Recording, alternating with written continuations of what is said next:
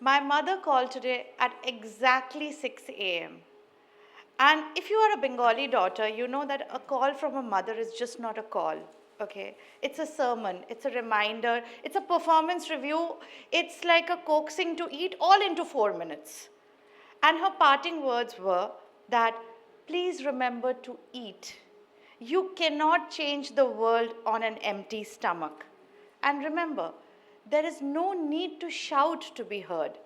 But also, I did not teach you to whisper. And that has stayed with me all morning, those last words. Because do not shout, but do not whisper either, is something that we've been hearing for so long often. Because that is the story of every woman in this room. We've spent our careers calibrating our volume, searching for that exact decibel at which we will be taken seriously but not be considered difficult. Not too soft, because then you will be overlooked. Not too firm, because then you are labeled as the iron fist. Somewhere in between. Always performing a version that is palatable to somebody else's comfort. So here I am at full volume because I have something to say. Thank you. As the convener of this summit, let me tell you why we have gathered. We did not come here to celebrate just that how far we have come. We came here to confront, honestly, how far we still have to go. We did not bring together policymakers, diplomats, CXOs, and entrepreneurs to ask them to demonstrate their skill set over and over again. We brought them here to demonstrate that these rooms are safer, stronger, and more profitable when women design them. The operative word of this summit is not women. If you notice, it is growth. Because when women lead, economies grow. When women belong, institutions become more resilient. And that is not sentiment, that is arithmetic. Let me just take to the central argument very plainly, okay? We women, we don't want special privileges. We don't want that discount coupon on pressure cookers on the Women's Day. We don't want that rose discount on Valentine's Day, or maybe some of us do, and to each of them, yes, kudos. But we are not here to collect tokens. We are not here to request a separate line or a softer set of expectations. What we seek is acknowledgement that we belong. Not belong to a policy document. We do not belong to a diversity brochure. Not belong to only the culture and values section of an annual report. That is tokenism dressed in better language. We belong in the mainstream operations. We belong in profit and loss ownership. We belong in crisis rooms at 2 in the morning when businesses are under threat. We belong in rooms where decisions are made, not in the rooms where decisions are announced. We belong in brainstorming like how Gargi and I did yesterday at 3:30 a.m. over placements that will make strategic difference, not just be told this is the layout, go along with it. One of my key mentors, and she sends her blessings from US because she's visiting her daughter over there, so she couldn't be a part of this summit, Kiran Mazumdar Shaw once said to me during one of our other mentorship sessions, Sagarika, the world will always find a reason to say no to you. Your job is to make the yes so loud that the no becomes irrelevant. She did not ask for a special lane. She built an expressway. And then she opened it for everybody. I did not let gender get in my way. She told me once when I was having self-doubts. And that is not bravado. That is belonging claimed without permission. And that is why I'm asking of every institution represented in this room today, give us the belonging, the rest will follow. Entrepreneurship will follow, the CXO appointments will follow, the returns on investment will follow. You do not need to empower us. We come that from the womb. You need to stop treating us as guests in the room we helped build. But now let me give you numbers, because this room deserves facts and not feelings. India has over 600 million women. Our female labor force participation rate is approximately 35%. 2 out of every 3 working age women in this country are not in formal workforce. We are running the economy at half capacity and wondering why growth is not there. Between 2004 to 2012, nearly 20 million women in India left their jobs. 20 million. The majority left mid-career, not because they lacked talent, not because they lacked ambition, but because they were exhausted from proving every single day that they belonged. Let's take a pause. Think about that. 20 million women who did not fail at their jobs. Their jobs failed them. Their cultures failed them. Their institutions looked at them and said, "You're welcome here, but only on our terms, only at our volume, only in our image." Why do 20 million women leave? For every 100 men promoted in the first managerial role, only 81 women received the same promotion. In India, women only hold 13 to 14% of senior management roles. So today, when Ambassador welcomed me and congratulated me on building something this and being the CEO, while my humility accepted it, but I also said, yes, sir, but we are still underrepresented because that is the story of our lives. Only 5% of CEOs and managing directors are women in India.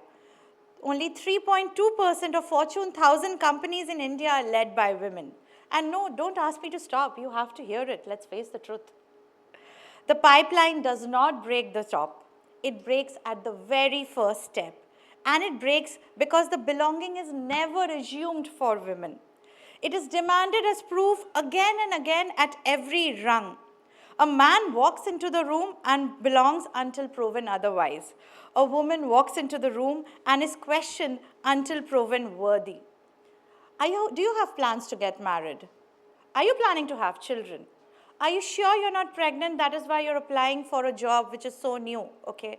You look exhausted. Oh, you again want a menstrual break? How many of us in the room can raise their hands and say they have never heard it? Anybody who's never heard this? Gentlemen, look around. Not a single hand went up. That is the asymmetry. That is what we are here to dismantle. And here is what should make every leader in the room uncomfortable. And I say this quite often. When a woman exhibits the same assertive behavior as her male counterpart, the exact same words, the exact same tone, her perceived competency drops by 35%. I did not make up the stats. For doing precisely what leadership demands. When a man is decisive, he's a leader. When a woman is decisive, she is difficult. How many times have I heard this, okay, that you're aggressive? And I have changed and said that, oh, you mean ambitious. But sorry, I think your vocabulary is limited. Because when a man is ambitious, he is driven. When a woman is ambitious, she is aggressive. Another of our mentors, Arundhati Bhattacharya, once told me, do not wait for someone to give you permission to lead. By the time they do, you've already missed the moment. She did not wait.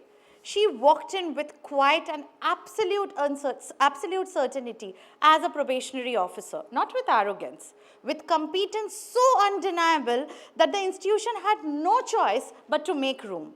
But how many women never get that chance? Have you ever wondered that?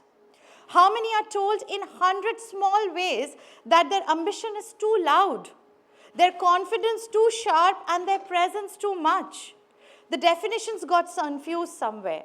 Ambition and aggression are not the same thing, but for women, we have been treated as synonyms.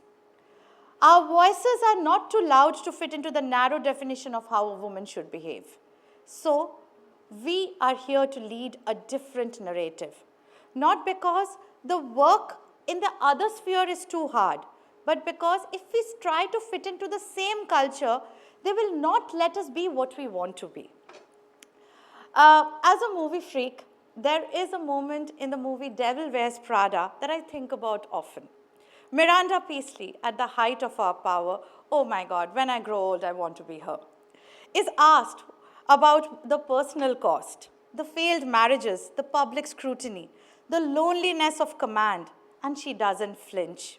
She does not apologize, because the truth is that every ambitious woman knows, I know, that the world refuses to accept, is that we would do it again. Every sacrifice, every late night, every time somebody called us too much, we would do it again. Not because the price was fair, but because the work mattered. Because ambition was never the problem. Ambition was the point. And the world needs to stop asking women to justify the cost of their ambition, never once asking the same of men. I remember once being with Sania Mirza when she was asked, so you left your child at home, how does that feel, okay, that you're out here to play the Wimbledon, okay? She said that, wait, you just interviewed my male counterpart. He has two. Did you ask him that? And I loved her for that. I know this also because I have lived it. Let me tell you something about my own journey. When we started IIRIS, we did not set to build a women-led company just because I was at the helm. I set out to build an excellent company with an excellent mentor cum partner. The company that would do rigorous, credible, fearless work in risk, intelligence, and investigations. The fact that it is co-led by a woman was incidental, but it was never incidental to the world. Every room that I walked into, I was the exception. Every contract that I pitched for, I was asked questions that my male counterparts were not asked. I clearly remember walking into a boardroom to present findings for a report. The room was there. I went and sat, and they started waiting. Even I was waiting. Then I asked that, okay, should we begin? I said, no, we are waiting for the master presenter. Would you like to have some cup of tea? I said, yes, but I would like 2 cups. She said, why 2? I said, 1, because of the presence that you have assumed that I have, and 2, because I am the lead investigator and presenter of the report. So, yes, Sangeeta ma'am, we did discuss this, okay, at length with you. Every time I spoke with authority, someone in the room was surprised, not because I was wrong, but because I was a woman being right loudly in a space that women were expected to be quiet. So I made a decision. If the world was going to notice a woman building this company, then I was going to make that count. Today, we are extremely proud that IIRIS has built what we believe is the largest investigative workforce in the country. Not as a diversity initiative, not as a quota, but as a deliberate and strategic choice, to the extent that now I have to tell my HR, please include men for gender balance in the investigative team. Because I've seen what happens when you give women acknowledgement of belonging in a field that they were never expected to be. They do not perform, they transform. They bring rigor, they bring instinct. They bring a fearlessness that comes from having to fight for every inch of credibility. And they deliver results that speak louder than any bias could ever. At IIRIS, we do not shape women for the workforce. We shape women to lead the workforce. We put them in the field, we put them in front of the clients. We put them in rooms where stakes are high and the margin for error is 0. And they deliver. Every single time. Not because they are women, because they are excellent. And because someone finally gave them the room to prove it. Because I have the stage, I want to challenge one more narrative while I still have this podium. We often hear that women bring a different perspective to leadership, that we are more empathetic, more collaborative, more nurturing, as though we are a seasoning that needs to be added for flavor. Women's leadership is not about creating a difference. It is about nurturing those who have dreams and making the steps to the top easier for those who have to follow. It is about building ladders and not just breaking ceilings. It is about turning around once you have reached a summit and extending your hand to the person behind you. That is not a gendered trait. That is what every leadership ought to be. And sooner we stop treating women's equality as a statement and start demanding equity as a leadership standard, the sooner our institutions will deserve the talent they want to claim.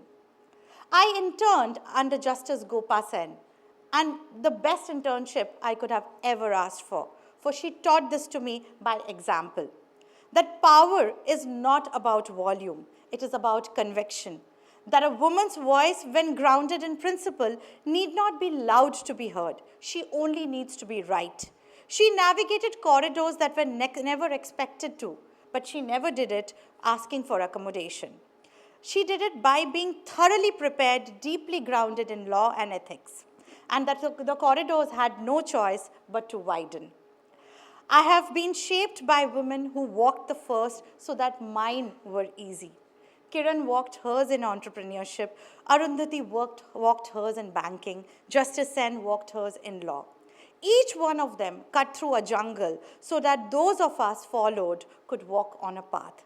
And my purpose now is to pay it forward, if I'm truly a deserving mentee of their mentorship. To ensure that the path becomes a road, not because I'm generous, but because it is my obligation. Because leadership that does not reach back is not leadership, that's selfishness. It is not just a personal achievement, what we do at IIRIS every day. It is a combined effort of our leaders who do not see genders, not even their own. We reach back, we pull forward. We build the road while we walk on it. In the security and the resilience sector, the one which IIRIS serves and studies, the numbers confirm that what we already know, and we will have a look at that in much detail during the survey launch today. 97% of the organizations report an increase in women entering security roles in the last 5 years. The momentum is real. But 83% of the organizations still have less than 5% women in their security teams. 93% acknowledge that women are underrepresented, and 98% agree that more opportunities can be actively created where women should take on the frontline roles. The will exists, the momentum exists, but the belonging, well, that is still under construction. So what am I asking of this room? To the women leaders here, do not apologize for your ambition. Do not permit anybody to rename your assertiveness as aggression. Do not whisper when the moment demands your full, robust voice. You belong here, not as a guest, not as a token, as a leader. And if the world again asks you whether it is worth the price, look in the eye and say, I would do it all over again. And if you are me, you will say, and this time with more determination, more aggression, and more acknowledgement of the self-worth that I now have built. To the policy makers here, belonging is not achieved through mandate alone. It is achieved when policy creates conditions for women to lead without having to prove repeatedly that they deserve to be in the room. To the CXOs and the board members here, stop building policies for women and start building cultures with women, not for women. We do not wish to be consulted on diversity strategy anymore. We wish to lead business strategy. We wish to have a seat when P&L is discussed. That is belonging. If Subhadra Kumari Chauhan was alive today, maybe she would have written the words, "Khoob ladi wo to, hum jaisi, wo jhansi wali rani thi, North Mardani." I wish to acknowledge every partner who made it possible today. Your support is not patronage. It is a bet on the future. And it is a bet that we will all win in the end. To my team at IIRIS and to my mentor and our president, Gary, months of hard work have brought us here. Thank you. I now invite you into this day. Engage fully, challenge generously, ask questions, and carry with you the conviction that belonging is not something women have to earn. It is something institutions have to offer, or rather learn to offer.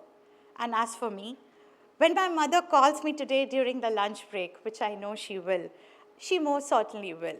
And I will tell her, "Ma, I did not shout, but most certainly I did not whisper."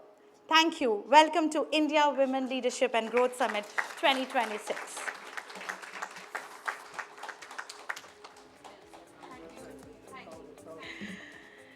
Thank you so much, Sagarika, for highlighting that women do not need to shout, but also not to whisper either. With this,